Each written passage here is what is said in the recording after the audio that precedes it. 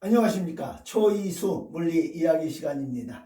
자, 오늘의 도전 과제부터 보니까 뭐 험악한 사진이 하나 보이죠? 익숙한 사진이죠? 예. 우리는 지금도 1년에 2번 이상 꼭 촬영을 하고 있는 거죠. 그걸 물었네요. 정답 문제 보자마자 그냥 읽지 않아도 정답 4번 X선 다 아시잖아요. 현대를 사는 우리들은 이 전자기파 X선의 의미를 정확하게 우리는 다 알고 있습니다만은 조금 더 오늘 구체적으로 전자가 고속으로 금속과 충돌할 때 그때 나오는 짧은 파장의 전자기파, 그때까지 발견되지 않았던 전자기파, 그게 바로 X선이고, 그 X선은 바로 우리가 앞에서 배웠던 그 광전 효과, 빛이 비춰져서 전자가 튀어나오는 현상과 정확하게 반대되는 현상으로서 현대 물리학에 끼친 그 막대한 영향으로 이야기가 진행될 겁니다. 자, 오늘의 이야기는 X선 발생에서부터 이제 시작합니다. 예. 1895년에 독일의 렌트겐이라는 물리학자가, 그 당시 물리학자들이 주로 이제 그 방전관이라고 양극의 고전압을 가해주는 거예요. 플러스 마이너스 진공관 속에 고전압을 가해서 뭐 수만 볼트 이상 고전압을 가했을 때, 그때 이제 거기서 각종의 여러 가지 이제 그 방전 현상이 나타나는데, 그때 눈에 보이지 않지만 가시광선이 아니란 얘기죠. 아주 짧은 파장의 X선이 양극에서 발생돼 가지고 이 손이 누구냐면 바로 그 렌트겐의 부인의 손이었어요. 그 손을 딱 찍었더니 글쎄 투시를 하잖아. 투시. 속이 들여다 보여. 뼈가 그냥 생생하게 보이고, 요건 반지고요. 네. 그래서 1895년 렌트겐에 의해서 발견돼 가지고 사람들이 렌트겐 선이라고 불러주지만, 그는 끝까지 자기가 알지 못했다고 미지수 X자를 쓴 X선이란 말을 더 좋아했다고 그럽니다. 자, 렌트겐 선이 발견되면서 그것은 정확하게 바로 광전 효과와, 우리 전 시간에 배웠던 광전 효과와 정확하게 거꾸로 된 현상으로서 또다시 역으로 빛의 입자성, 전자기파의 입자성을 이제 증명하게 된 거죠. 렌트겐은 그 X선의 발견으로, 이게 이제 19세기 말 2대 발견으로 쳐요. 19세기 말에 가장 위대한 발견으로 두 개를 치는데, 하나가 바로 이제 퀴리 부부에 의한 라듐의 발견입니다. 라듐 방사성 물질의 라듐의 발견. 두 번째가 바로 이제 이 X선의 발견으로서, 이 X선 가지고 렌트겐은 1901년 최초로 제1회 노벨 물리학상을 받게 되는 거예요. 근데 그 노벨 물리학상을 받게 된 계기가 뭐냐면 바로 수많은 생명을 살렸거든요. 이 사진 한 장으로. 무슨 얘기냐면, 이제 1898년에 이제 전쟁이 터져요. 미국하고 스페인이 전쟁을 합니다. 그 이제 그 미국 밑에 있는 그 쿠바라는 그곳에 이제 어떤 의미를 갖고, 정치적인 의도를 갖고 이제 미국과 스페인이 필리핀에서 이제 전쟁을 해요. 그때 총이, 그게 이제 그때 이 총이, 그 전에 총들은 뭐 서부 활극에서 보는 그런 총들 있잖아요. 총알이 이렇게 있었고, 이게 이제 총구야. 그게 이제 총알이 화약의 폭발력으로 이렇게 튀어나오는 거 아니에요. 네. 근데 이 총구를, 파이프를 그냥 나온단 말이야. 그래서 사실은 아무리 성능이 좋아봐야 이 총알이 멀리 못 가요. 네. 그리고 살상부터 떨어져요. 예를 들어서 총알이 콕 하고 바뀌었어요.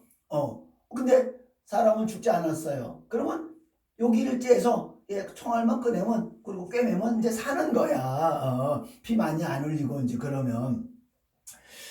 그런데 벌써 그 당시 기술적인 발전이 개량이 돼 가지고요. 총의 살상력을 높인 이게 뭐냐면 요 안에 총구 이 총구에 이게 나선으로 홈을 파는 이런 기술이 이제 발전된 거예요. 나선으로 홈을 파도 가지고 이 총알이 나올 때 그냥 나오는 게 아니라 이 나선을 따라 나선 형태의 따라 회전해서 나오는 거야. 그런 기술이 발전돼 가지고 엄청난 회전을 하면서 튀어나와요. 그래서 멀리 갑니다. 중력의 영향을 덜 받고 멀리 가고 살상력도 좋고. 어떻게? 콕 박히잖아요. 그러면 이게 들어가서 휘저어가지고 어디에 가 있을지를 모르는 거예요. 그러니까 스페인 전쟁 때, 미국과 스페인 전쟁 때 수천 명의 사람들이 죽을 위기에 있었어. 총알을 찾을 수가 없으니까 콱 박혔는데 총구멍은 여기 있는데 총알이 여기를 파면 없어요. 째면. 근데 이걸 이제 다 째야 되고 수술하다 죽고 찾다가 죽고 뭐 그럴 때 렌트겐 사진을 엑선 사진을 딱 찍으니까 여기 있네. 아우 보이는 거야 총알이. 그래서 여기 째서 탁 꺼내고 살릴 수 있었다는 그 수천 명의 죽을 병사들을 살렸다라는 의학적인 공로로 노벨 제1회 물리학상을 받게 된 거고, 그로부터 1901년 최초로 노벨상을 받은 거로부터 무려 1920년대까지 1930년대까지 좋아요. 이 엑선 가지고 연구해서 노벨 물리학상이 무려 7명이 나옵니다. 7개의 메달이 걸리게 돼요. 엑선 하나 가지고 노벨 물리학상은 7개나 거머쥐는 겁니다. 그 중에 하나 마지막이 바로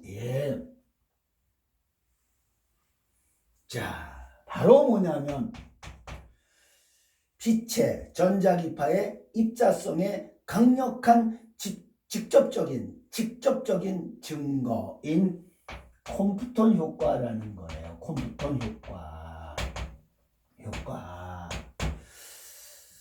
영국의 콤프톤이라는 사람이 1927년에 이 실험을 통해서 23년을 통해서 빛의 입자성을 완벽하게 증거를 하게 됩니다. 그래서 엑선 이야기가 오늘 주제가 된 거예요. 엑선을 이용했거든요.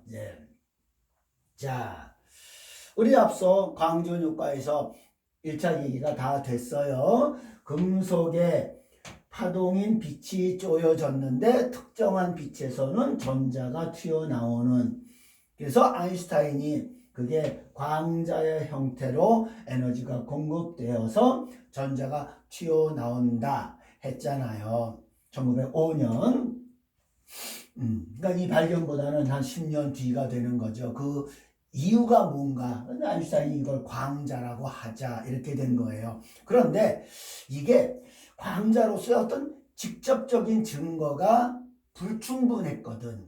그러면 광자라는 입자의 형태라면 입자일 때 갖는 가장 기본적인 물량이 뭐였다 그랬죠? 우리 나와 함께 이 이야기를 앞에서 역학 시간에 들었던 학생은 망설임이 없이 입자의 가장 기본적인 물량이 뭐죠? 하면 운동량하고 나와야 되는 거예요.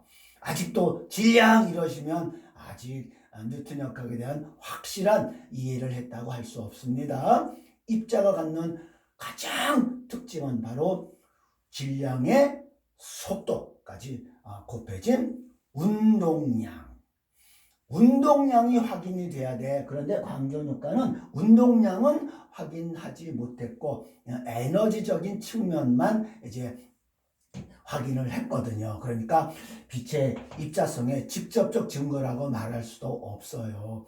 또 한 가지, 그냥 이런 정도 수준 광전 효과는 빛의 파동성으로는 설명이 안 된다. 빛이 그전까지 파동이라고 알고 있었지만 이게 파동으로는 설명이 안 된다. 그러니까 두 가지가 있었어요. 그게 뭐냐면 앞서 광전 효과에서 못다한 이야기가 여기서 이제 이어져 나오는 겁니다. 네.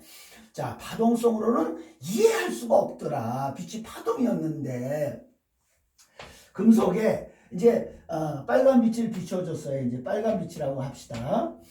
그 다음에 이제 짜자자자자 파장이 짧은 이제 블루를 비춰줬을 때 블루에서는 나와 전자가. 그런데 빨간 빛에서는 안 나오거든. 그래서 우리가 이제 한계 진동수 운운했잖아요. 근데 그게 자 그러면 빨간 빛을 강렬하게 비추었을 때, 빨간 빛을 아주 강하게 비춰줬을 때와 파란 빛은 아주 약하게, 뭔 말인지 알겠죠? 희미하게, 약하게 비춰줬을 때 오히려 파동 에너지는 강렬하게 비춰준 쪽이 더 많이 준 거거든. 강렬하게 빨간 빛을 비춰줬는데 아무리 강렬하게 비춰줘도 안 나와. 그런데 파란 빛에서는 아무리 약한 파란 빛이라도 살짝만 비춰줘도 나와. 그러니까 파동 에너지는 이쪽 훨씬 더 많이 줬는데 또 안 나와요. 그게 파동성으로는 이해가 안 되는 거야. 어쨌든 간에 파동으로부터 에너지를 습득해가지고 획득해가지고 튀어나오는 걸 텐데 안 나와 빨간 빛은. 두 번째가 그게 첫 번째야. 빛의 세기에 무관하더라는 거죠. 진동수에만 관계 있더라는 거죠. 그 다음 이제 두 번째는, 그러면 좋아. 아주 희미하게 파란 빛을 비췄어요. 아주 약하게 파란 빛을 비췄을 때라면 파동 에너지가 작은 거 아니야. 그거를 이 속에 있던 전자가 획득하고 습득하고 흡수해서 결국은 에너지적으로 충만된 상태, 그래서 빵 하고 튀어나와야 하는 에너지 획득에 걸리는 어떤 시간적인 갭이 있고, 그리고 그 후에 튀어나올 것 같은데도 불구하고 아니에요. 아무리 약한 빛을 비추어도 그대로 즉시로 나오는 거예요. 그러니까 이 두 대목이 파동 에너지적인 관점에서는 이게 설명이 안 된다. 그러면 이게 입자일 가능성이 큰 거 아니냐라는 정도예요. 그러니까 이제 한 간접적인 증거 정도가 된 거야. 그리고 이제 그로부터 아인슈타인이 설명한 것부터 이제 약 20년에 걸쳐서, 18년이죠 정확히는, 많은 사람들이 직접적 증거를 찾으려고 했는데 그 중에 한 사람이 콤프톤이라는 사람이었다 이 말이야. 그래서 자, 콤프톤이라는 사람이 그 액선을 가지고 짜잔, 그 액선을 가지고 짧은 파장의 X선을 쪼였어요. 네. 어디에다가 흑연이라고 여러분들 연필심 까만 거 그거예요. 흑연에다가 이제 X선을 딱 쪼였어요. X선을 딱 쪼였어요. 그랬더니 전자가 튀어나오면서 네, 전자가 튀어나오면서 광전표랑 똑같이, 그런데 이 X선이 이 흑연 덩어리하고 부딪혀서 튀어나올 거 아니에요. 그걸 우리는 뭐 산란이라고 하기도 하고 반사했다고 해도 좋아요. 튀어나오는데 그 비친 전자기파인 X선이 튀어나오는데 달라져서 나오는 거야. 파장이 길어져서 나오는 거야. 이렇게 파장이 길어져서 튀어나오더라는 거죠. 전자 튀게 하고 자기도 산란되는데, 물론 산란되는 각도는 각종의 각도로 산란이 될 수 있는 거예요. 네. 그럴 때 좌우지간 이 현상을 보고, 아니 원래 전자기파는 이렇게 반사되고 또는 재방출될 때라도 진동수가 안 변하고 파장이 변하면 안 되는 거예요. 파장 안 변해요. 그게 파동이에요. 파동이 반사됐다고 그게 달라지지 않아요. 그런데 파장이 변해. 파장이 길어져.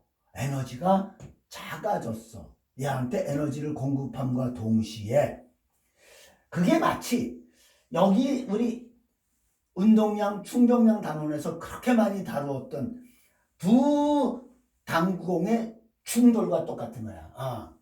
두 당구공에 여기 있던 이제 물질 속에 이제 전자죠. 거기 액선이 땅 당구공 형태로 땅 쳐가지고 땅 이렇게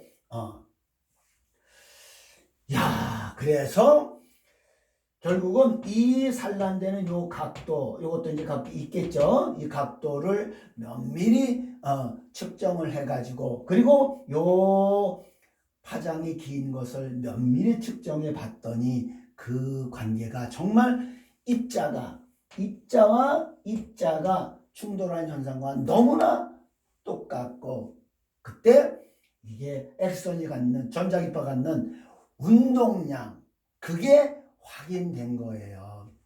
자, 전자기파인 X선이 갖는 운동량이 어떻게 표현되는지 간단하니까 한번 보세요. 자, 물론 이제 거기에는 우리 빛에 갖는 에너지, 진동수에 비례하는 것 너무나 우리 자주 지금 보고 있습니다. 네. 자, 그리고 이제 그것이 진동수가 이제 파장으로 치면 파장과 속도, 빛이니까 빛의 속도 이제 이렇게 표현되잖아요. 그리고 이미 이보다 앞서 역시 1905년이라고 그랬어요. 광존육가로 등장한 아인슈타인이 제창한 특수 3대론에 의해서 모든 물질은 빛과 빛으로 바뀔 수 있고 이렇게 빛과 에너지 관계 물질과 에너지 관계의 빛이 4개가 돼가 이렇게 교환될 수 있다라는 이게 특수 상대론의 결과죠. 그 두 식이 그러니까 사실 컴퓨터 효과가 상대론까지 들어가는 거예요. 그래서 이 튀어나오는 이 전자가 거의 빛속도 가깝게 튀어나오거든요. 그러니까 상대론까지 들어갑니다. 그래서 사실은 이 정량적인 관계는 고교 과정에서 취급할 수 없는 거예요. 어쨌든 간에 여기까지는 그래도 우리 고교 과정에서 본 적이 있으니까 가볍게 그것은 바로 질량과 빛의 속도가 또 곱해진 거고 그게 바로 빛이 갖는 운동량 표현이 된 거야. 자, 그러니까 이제 요것과 요것을 이렇게 보시면 되잖아요.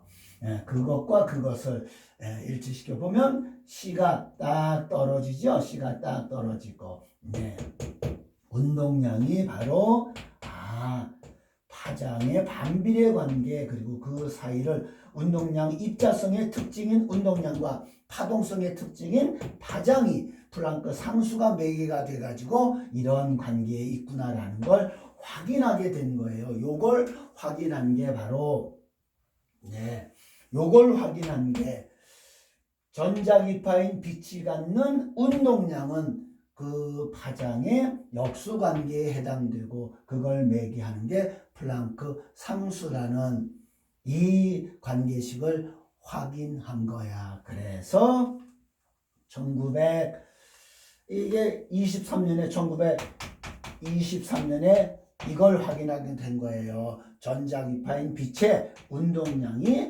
그렇게 표현됨을 확인하게 된 거고 그 공로로 4년 뒤인 1927년에 노벨 물리학상을 받게 되는 거예요. 아셨습니까? 그래서 제가 X선을 이야기할 때 바로 이렇게 그 X선의 파장이었던 X선의 파동이었던 그것의 입자성에 대한 이야기가 연결이 돼야 한다 이 말입니다. 그리고 이제 앞서 우리 보원자 구조에서 바로 그 파장 원둘레를 돌아가는 전자의 이 둘레가 특정한 둘레만 돌고 있는 거다. 그때 그것이 바로 그 파장의 정상파라는 이야기가 연결되기 때문에 그러자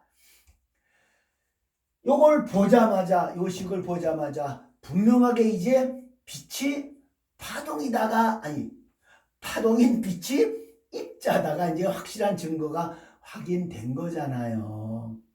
그랬더니 1년 뒤 1924년 프랑스의 드브로이라는 여러분들이 그 이름을 외울 이유는 없죠. 그냥 듣고는 가보세요. 드브로이라는 학생이 대학원생이에요. 이제 학부 졸업하고 1년도 안 된 이제 물리학과에 진학하게 된 대학원생이 요걸 보고 아주 간단하지만 기발난 아이디어를 내는 겁니다. 근데 젊은이들이 이게 학문에 사고를 많이 치는 거예요. 사실은 이 선생님처럼 이 노땅들은 그런 참신한 새로운 발상을 못해. 이 젊은이들이 그래서 이런 자연과학을 해야 되는 거예요. 원래 외우는 공부하지 마시고 막 뭐 법조문 외우고 무슨 뭐 의학 그 뭐야 지식 외우고 그런 거 하는 게 아니에요. 젊은이들은 정말 이렇게 신선한 새로운 아이디어를 낼 수 있는 분야에 뛰어들어야 하는데 우리나라는 아직도 의대 법대 타령이네요. 그냥 내는 거야 아이디어를. 야, 빛은 파동도 되고 또 입자도 돼? 그러면 그게 이중성이야? 다 갖고 있어? 그러면 입자인 현존하는 입자인 전자도 파동성을 갖고 있어야 나는 형평이 맞는 것 같다. 전자도 파동성, 입자도 파동성을 갖고 있어야 되지. 야, 너는 되고 나는 안 되고 나 안 맞다. 그런 단순한 대칭적인 입장에서 그렇다면 파동이었던 빛이 입자가 될 수 있다면, 입자의 특성도 갖고 있다면 입자였던 것도 파동성을 갖고 있다. 그때 파장은 요거 맞바꾸면 되지 않느냐. 나는 이렇게 생각한다. 모든 물질들도 파동성을 갖고 있다고 나는 생각한다.